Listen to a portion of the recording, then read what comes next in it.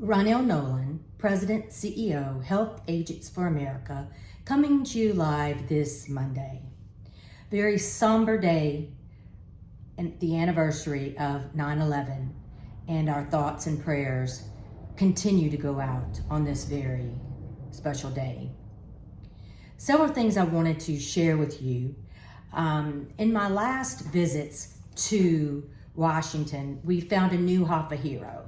You know, I'm always looking for HAFA heroes, those that are doing good things and those that align with the things that HAFA agents think are important. And we found that in the chairman of House Ways and Means, Jason Smith from Missouri. He has recently released a press release that says they have a new bipartisan piece of legislation that is being released that will lower cost and increase transparency for patients and employers. So this is the House Ways and Means and also the House Energy and Commerce Chair Kathy McMorris-Rogers out of Washington. So very important. I encourage you to take a look at this press release and then, definitely tell me what your thoughts are, what you think, and how you think that would affect our clients. The other thing I wanted to bring to your attention is something that's been in effect for a little while, and you might very well be aware of it, but you might not have done a deep dive into the gag clause prohibition for that applies to employer plans. I did find the gag clause prohibition compliance attestation instructions. So that is also in your Monday morning news. If you're looking for and you're unsure who's supposed to do it, is the employer supposed to do it, is the insurance companies, is TPAs, who's supposed to submit this information to CMS and how exactly do they do it? What I will tell you is it is directed to employers. Employers can ask their insurance companies or TPAs to provide that information. So definitely something that's important if you work in the employer market. The other thing that you might be aware of, and maybe it slipped and you didn't know yet, however, the federal government has decided that they're going to reduce the affordability factor for employer plans. It's going to be now 8.39%. So now what that means, employers are going to have to pay even more for their plan to be affordable. You don't have to be a rocket scientist to see the writing on the wall and the fact that the federal government is making this really hard for employers to do the right thing, and knowing that if they do not do the right thing and they're over 50 lives, they're afforded a penalty. Penalties go to the government gets more money. It's a vicious circle and it's an ugly circle. Also, there's an article that I got from one of our HAFA members in New York about the battle over medical reimbursements will only hurt patients. This is a wonderful article and I encourage you to take a look at it. Some things I'd like to point out. Number one, the Kaiser Family Foundation says that between 2010 and 2020, this will not surprise you, but you may not know the numbers, the average total premiums rose by 55%. Now, the Affordable Care Act, what we know as agents and brokers, is there is not one single thing that is affordable in the Affordable Care Act. There is nothing that brings down the cost of health care to bring down health insurance premiums. So it has increased 55% for family plans and 48% for individual plans. Now, kind of goes hand in hand with the proposed CMS rules about short-term medical. We know some people buy short-term medical because they're not afforded a tax credit, a tax subsidy, and therefore they're looking for a more affordable option. With the premiums increasing between 48 and 55%, it is an atrocity for the federal government to take this product away from them and not give them the opportunity to at least purchase health insurance that meets their needs. Would they rather that the individual go without insurance and then, go into debt, not be able to feed their families, pay their mortgage, do what they need to do to keep their families intact? The other thing that the article says is insurance companies can't just absorb these prices. Let me repeat that. Insurance companies can't just absorb these prices. Why? Something we've screamed from the rooftops from the very beginning of the Affordable Care Act is that the Affordable Care Act, they must spend at least 80% in premium and 20% in administrative charges. So while the hospitals might increase their premium, their cost, insurance companies can't just absorb those costs. So then it puts not only the employer in the pickle with the Affordable Care Act, it puts the insurance company in a pickle with the Affordable Care Act. And it's a very interesting article. So I encourage you to read it. Now, what's the bottom line? The bottom line is that we as Americans continue to be hurt by the things done in Washington, D.C. Now, my hair caught on fire once again, not like it doesn't always do on a daily basis, but I was in the Health Sherpa program and adding a new baby to one of my friend's applications.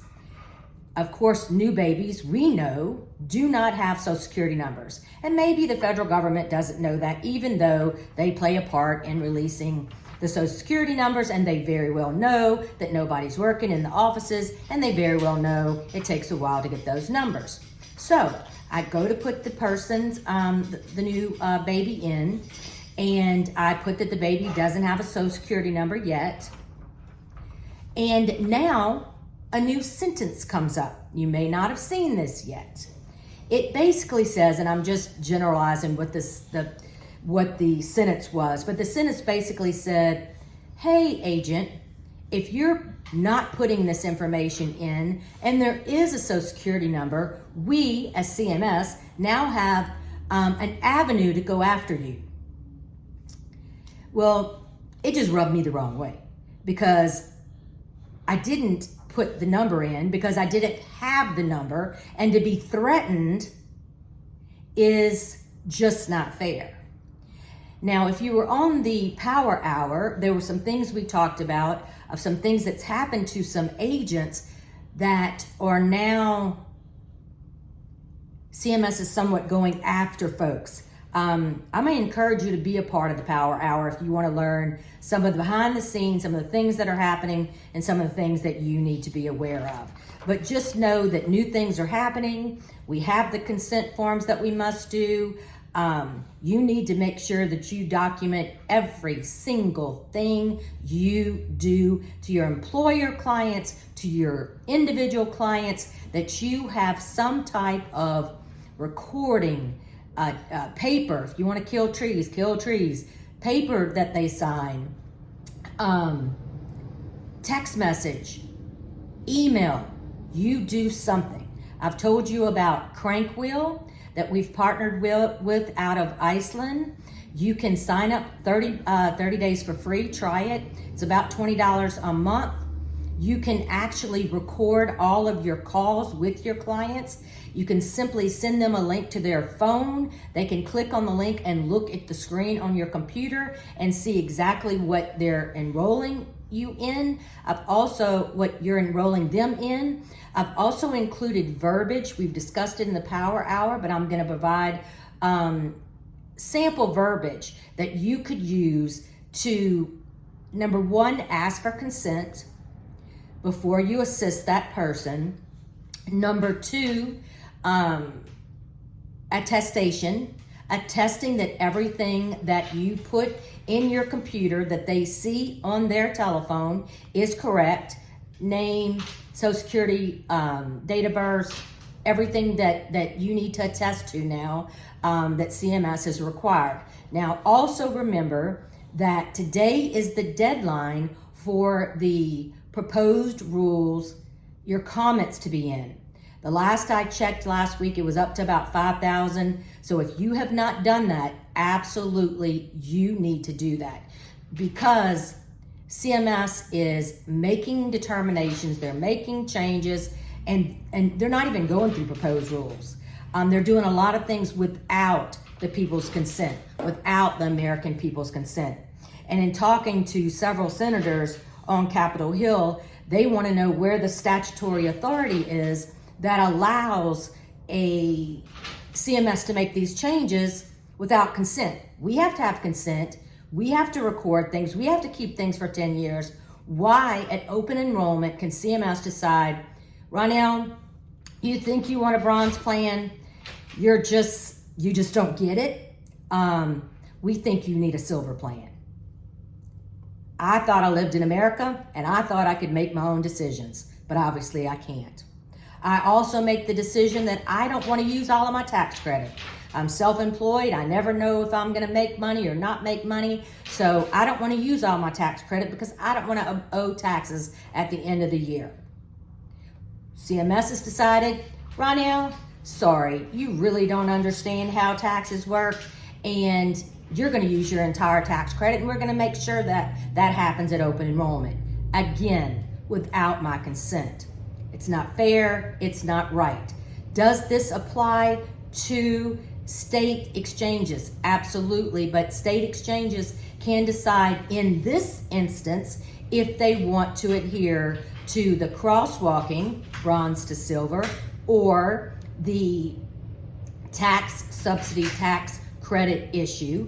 As far as the consent, having to have consent that is required by federal and state. So back in the olden days when I was lobbying for another association, it was always easy to understand that federal law superseded state law. Easy as pie. Everybody understood that. But in 2023, it just depends. So there's no tried and true rule. You have to know who to ask. Hopefully you're a member of HAFA and you have me to ask. I talked about this at the Power Hour. Remember that please do not use anybody's name when you are trying to get help through the producer help email. Do not use your client's name. I do not care why you think you should. Only use the application number. I promise you'll thank me for it by not doing that. If they ask you for it, that's something different, but they can find out that person's name through the application. Lastly, two things lastly. Blue Cross Blue Shield Louisiana selling to Alavance. The Department of Insurance hearing is October 5th and 6th, so make sure that's on your calendar. We are signing our contract with the Willard. We will be in Washington, D.C. for the Summit 2024, so the information will be available for you to book your rooms at the Willard, which is an iconic hotel. I'm actually listening to a biography about Jacqueline Kennedy and about the Secret Service staying at the Willard, so you do not want to miss HAFA Summit 2024. Have a wonderful, wonderful week. I'm here if you need me until Thursday. Thursday, I'm going to Vegas for the weekend, so don't count on me to answer your emails because I probably won't, but I will be back the following week. Until next Monday, have a great day.